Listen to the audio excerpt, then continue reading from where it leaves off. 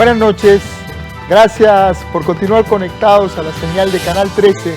Estamos en vivo a las 8 de la noche con 2 minutos. Soy Ernesto Rivera. Hace pocos días, Monteverde se convirtió en el cantón número 83 de Costa Rica.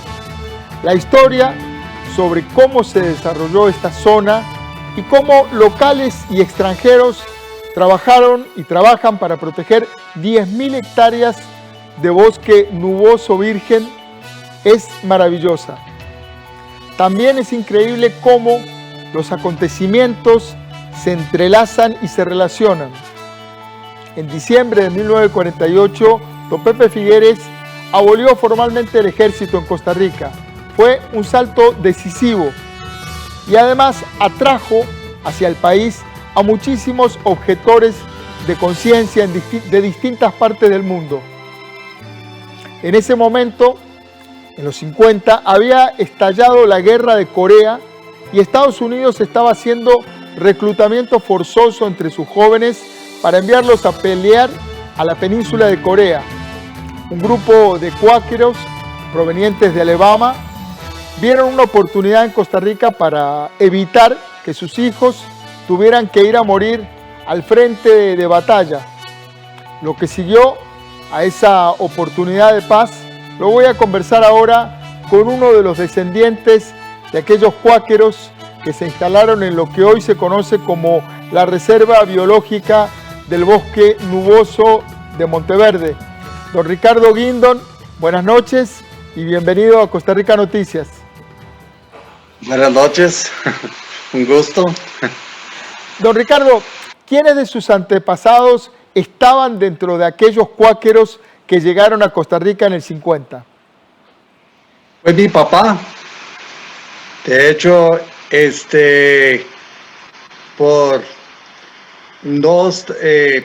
por objetar y de no inscribirse para el ejército, tuvo que sufrir o estar encarcelado. Recibió una sentencia de 1 año y 1 día.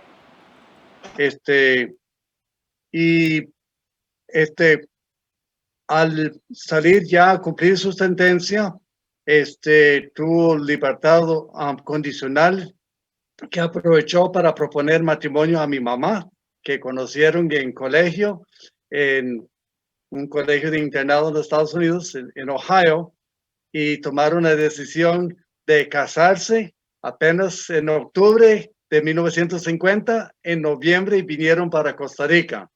Entonces, la historia mía, pues, inicia con mis papás tomando esta decisión de apoyar un país que había tomado una decisión muy de acuerdo con sus creencias de pacifistas, un país sin ejército, y querían que sus hijos, y yo soy uno de ellos, de los 8, que he tenido este privilegio de nacer y crecer en un país sin ejército, hasta el día de hoy, disfrutando de este hermoso país de Costa Rica. Don Ricardo, en Costa Rica los cuáqueros son conocidos por hacer uno de los quesos más deliciosos que tenemos en el país. Ahora vamos a hablar de eso, pero para quien no sepa, los que no sabemos con detalle qué son los cuáqueros, qué ideas tienen, ¿qué les diría a esas personas que quieren, o por lo menos transmitirle un poco cuál es el espíritu, la idea de los cuáqueros? Sí, pues en realidad es un grupo religioso, se llama Sociedad de los Amigos, inició en época protestante, después de Martín Lutero. Ya habían desarrollado diferentes iglesias o grupos de pensamiento cristiano protestante en Inglaterra, es donde inició este movimiento y se ha ramificado, pero algo que corre por medio de los diferentes grupos que se llaman cuáqueros es su creencia pacifista, que la guerra no es la solución para los problemas políticos, problemas que aqueja al mundo.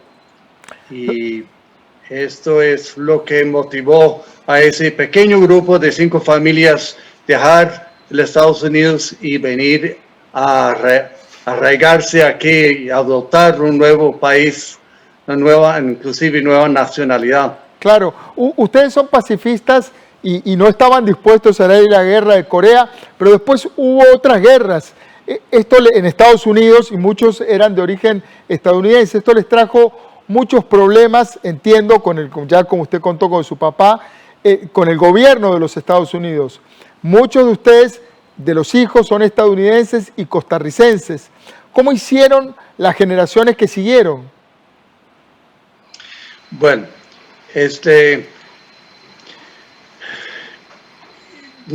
hay lo que los Quakers decidieron al iniciar la comunidad aquí en las montañas de Tilarán, en provincia de Punta Arenas, que ellos dieron el nombre Monteverde, fue conocido en ese entonces como Cerro Plano, un nombre dado por los locales, los costarricenses ya establecidos aquí, y de hecho todavía hay una comunidad parte del distrito, ahora recién nombrado, elegido cantón, que se llama Cerro Plano. Pero ellos dieron el nombre Monteverde, querían dar nombre al terreno que ellos habían comprado de una compañía minera. Y de esta segunda generación del cual yo soy parte, algunos hemos salido del país a veces para seguir estudios educativos, a veces para estar cerca de familiares que tuvieron a nuestros padres a dejar al venirse para Costa Rica, y muchos han quedado por diferentes periodos de tiempo, algunos en Estados Unidos, otros inclusive de las grandes familias que vinieron originalmente, decidieron regresar ya no para los Estados Unidos, sino para Canadá. Y algunos de nosotros hemos regresado y encontrado maneras de seguir trabajando en esta zona. Don Ricardo, los primeros cuáqueros que llegaron estuvieron recorriendo Costa Rica en 1950 y finalmente compraron 1.400 hectáreas en la zona de lo que hoy conocemos, como usted dice, como Monteverde. ¿Cuántos eran los que llegaron originalmente? Y lo que me llama la atención, ¿ya eran lecheros y queseros en Alabama? Bueno, era un grupo pequeño de 5 familias con todos sus hijos, quizá como 40, entre 30 y 40 personas. Siempre números varían porque algunas familias regresaron casi de inmediato, otros llegaron a formar parte y ha sido un grupo dinámico que relativamente pequeño, de como 50 personas. Ellos tenían, la mayoría, algunas experiencia en lo que era ordeño, en producción lechera. No tenían ningún tipo de conocimiento de cómo hacer queso. Tuvieron que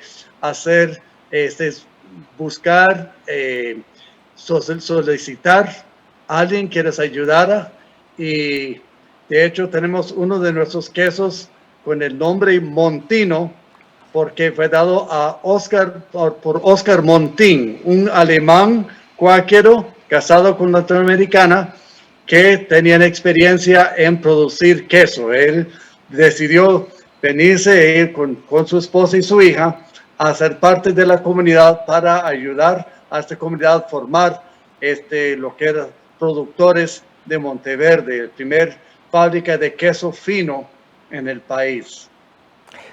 Una de las cosas que más sorprende de Monteverde es la increíble riqueza biológica que hay en esa zona. La reserva ahí tienen 2.500 especies distintas de vegetales, muchísimas de ellas orquídeas, más de 100 clases de mamíferos y 400 tipos de aves.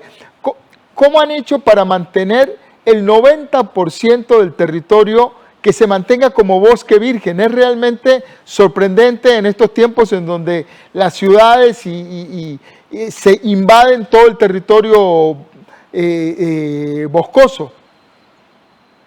Sí, bueno, una muy asertiva decisión que tomaron cuando se dieron cuenta que el terreno que estaban comprando tenía los nacientes principales del río Guazimal, era de conservar esos nacientes en bosque para asegurar agua para las fincas, pero además de eso se ocupaba agua para generar electricidad. Aquí no había electricidad propiamente.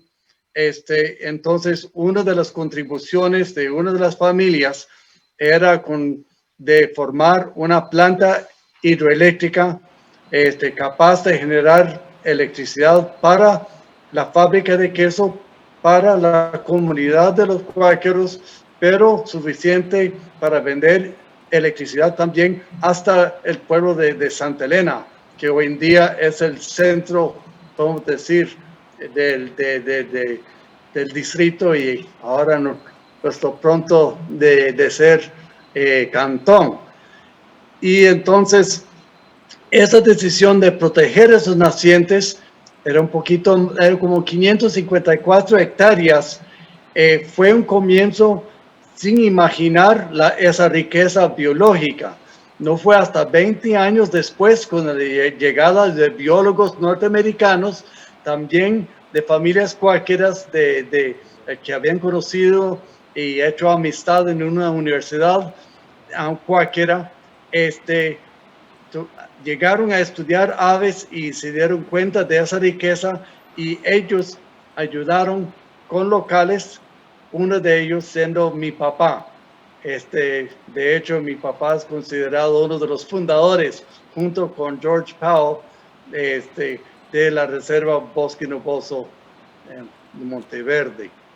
Y esa decisión de conservar el bosque nuboso jamás imaginaron, yo como niño jamás podía imaginar que iba a llegar a ser tan importante, tan famoso y que de ahí iba a surgir mucho empleo que iba a transformar toda esta zona. Don Ricardo, una de las especies más maravillosas que habitan en esos bosques era el sapo dorado, voy a ver si lo pronuncio bien, el Incilius perigenles. Se dice que ya está extinto. ¿Es verdad que están extintos? ¿Dónde vivían ellos y qué fue lo que los mató? Es una especie fantástica y ya no la tenemos. Sí, bueno, ahí está muy relacionado con mi familia porque resulta que mi papá, como agricultor y como muchos de los ticos de la zona, compraban o tenían derecho de precarista, de poder desarrollar en terrenos que eran considerados o del gobierno o por menos el dueño no estaba muy interesado en mantener el territorio, podían obtener y hacer fincas, obtener título, si trabajaban esa zona. Mi papá, mi tío abuelo, y el hijo de mi tío abuelo, el primo hermano de mi papá, estaban desarrollando fincas en una parte de la reserva sobre la división continental llamado Brillante. Y fueron ellos que notaron esos curiosos anfibios de color naranja, encendido y algunos más amarillentos. Y resulta que el primo de mi papá conocía a un norteamericano herpetólogo que estaba estudiando los anfibios de Costa Rica, llevó especímenes a él y de ahí se dio cuenta que era una especie de sapo, una especie nueva para la ciencia y endémica únicamente a la cordillera de Tilarán en el área de Monteverde. Entonces, uno de los trabajos de este biólogo George Powell que mencioné, que estaba estudiando aves, era de convencer a mi papá a vender esa parcela, esa disque finca de bosque nuboso, ya con claros, ya con pastos sembrados, pero mayormente bosque, para proteger esa población de sapo dorado. Pero yo creo que para esto ya mi papá ya estaba muy enamorado con el bosque nuboso, estaba apreciándolo lo suficiente que pudo entender que había mayor riqueza en protegerla que tratar de transformarla en fincas. Y por eso estuvo dispuesto a vender, y todo inició el proceso de buscar fondos y así comenzó la conservación del bosque nuboso. ¿Se sabe qué fue lo que extinguió al sapo dorado? ¿Qué fue lo que los mató? Bueno, una de las cosas que estaban pasando, siempre notábamos la variación de año en año, algunos años muy secos, otros años muy lluviosos, pero estas variaciones estaban en aumento. No habíamos entendido muy bien este asunto de cambio climático.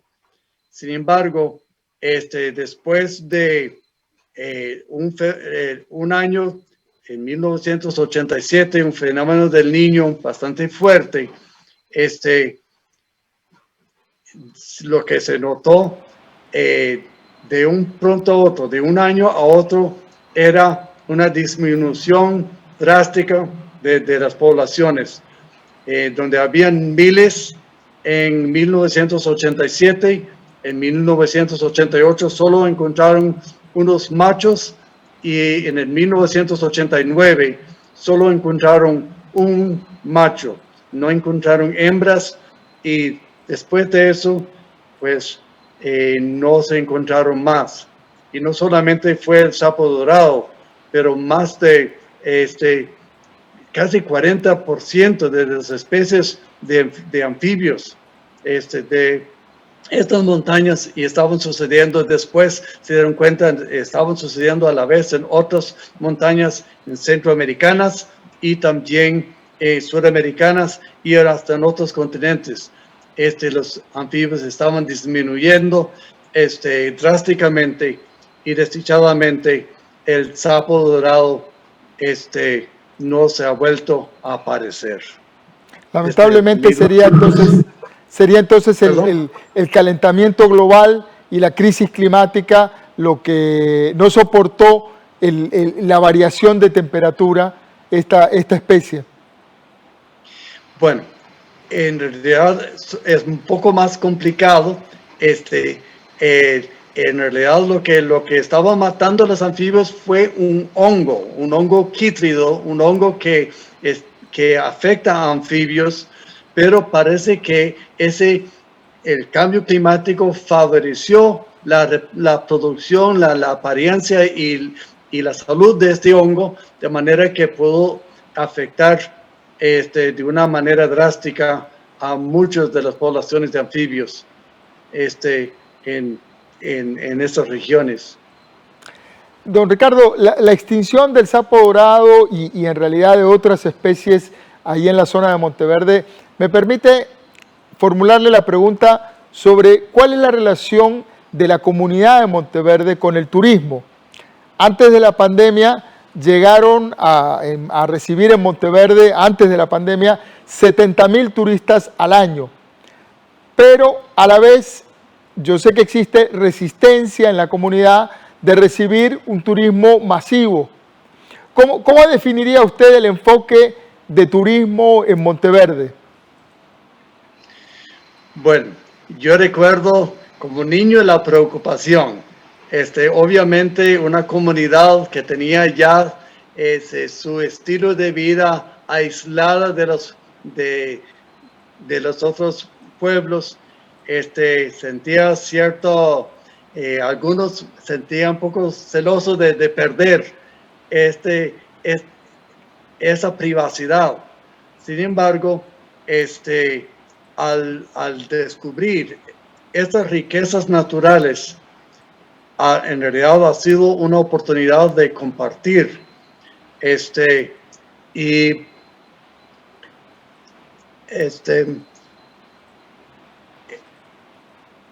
el turismo ha diversificado el ingreso. Pues yo personalmente sabía que yo podía seguir ordeñando vacas en la finca de mi papá como lo hacía cuando yo era niño, pero yo no tenía tanto interés y me interesé más en la naturaleza, viendo que había biólogos haciendo investigaciones.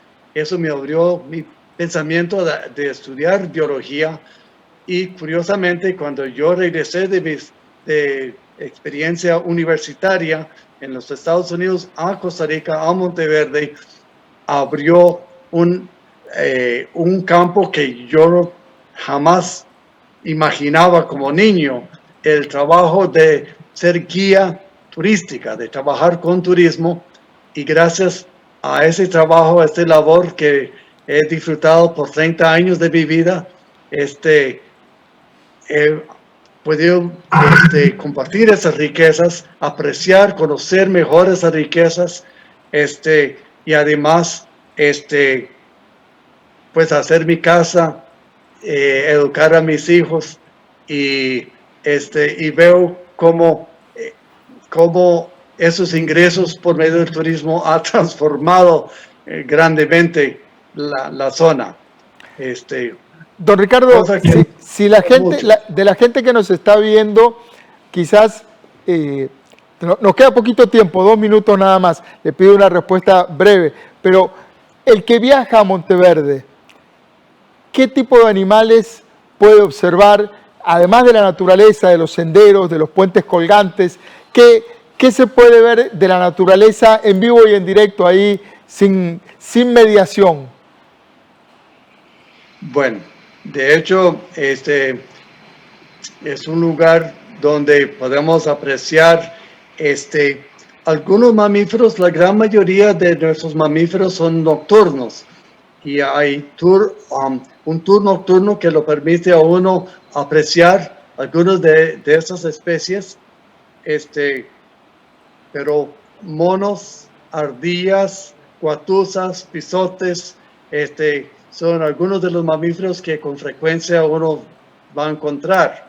Pero en un tour nocturno se puede apreciar muchos anfibios, ranas, sapos que todavía tenemos, lagartijas, serpientes y una gran variedad de insectos, tantos insectos diurnos, mariposas, milpies, que no son insectos, es todo un mundo que hay que explorar, además de los nocturnos.